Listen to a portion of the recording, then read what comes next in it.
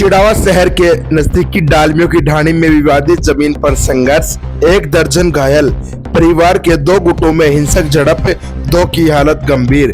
चिड़ावा के निकटवर्ती डालमियों की ढाणी में रविवार शाम को विवादित जमीन को लेकर 2 पक्षों के बीच खूनी संघर्ष हो गया। लाठी और सरियों से लैस दोनों गुटों में मारपीट हुई, जिसमें 4 महिलाओं समेत 1 दर्जन लोग घायल हो गए। गंभीर रूप से घायल 2 व्यक्तियों को झुंझुनू के अस्पताल में रेफर किया गया, जबकि अन्य को इलाज चिड़ावा के उप जिला अस्पताल में किया गया। प्राप्त जानकारी के अनुसार जमीनी विवाद को लेकर परिवार के 2 पक्षों में पहले कहासुनी हुई, जो देखते ही देखते हिंसक झड़प में बदल गई। संघर्ष में लाठी सरियों का इस्तेमाल हुआ, जिससे कई लोग घायल हो गए। गंभीर घायलों को झुंझुनू के लिए रेफर किया गया।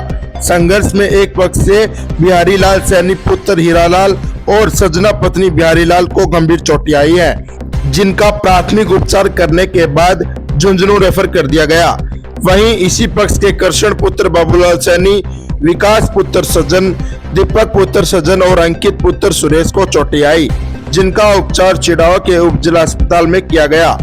वहीं दूसरे पक्ष से सुभाष सैनी पुत्र लीलाधर, रमेश पुत्र लीलाधर, अशोक पुत्र लीलाधर, सजना पत्नी रमेश, सावित्री पत्नी अशोक और सुनीता पत्नी सुभाष को भी चोटें आई है और सभी को चिड़ावा के उप जिला अस्पताल में डॉक्टर मनोज जानू, वार्ड बॉय करमवीर सोरान और संजय बाम्बू ने प्राथमिक उपचार दिया।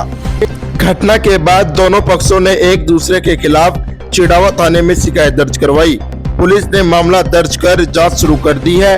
एक पक्ष का दावा है कि उन्होंने विवादित जमीन पर कानूनी जीत हासिल कर ली थी, जबकि दूसरे पक्ष का कहना है कि उनकी प्रतिद्वंदी का दावा अदालत में खारिज हो गया था।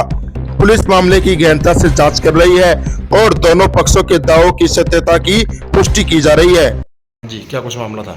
मामला हमारी पैतृक वाड़ी थी, हमारे दादा परदादा की, उसमें 3 भाइयों का हिस्सा है। उस पर नाजायज़ कब्जा किया जा रहा था और विपक्ष द्वारा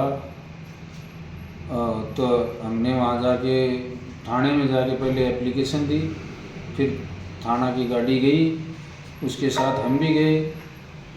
तो हमारे साथ थाना की गाड़ी जो टर्न वापस ही आने लगी तो हमारे ऊपर हमला कर दिया। किसने हमला किया?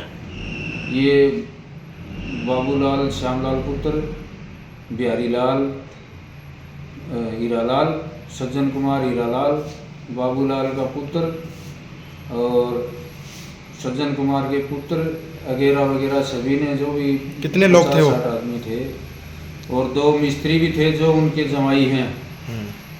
बाबूलाल का जवाई और सुरेश कुमार का जवाई, उन्होंने भी हमारे ऊपर हमला किया। आप में से कितने लोग घायल हुए हैं?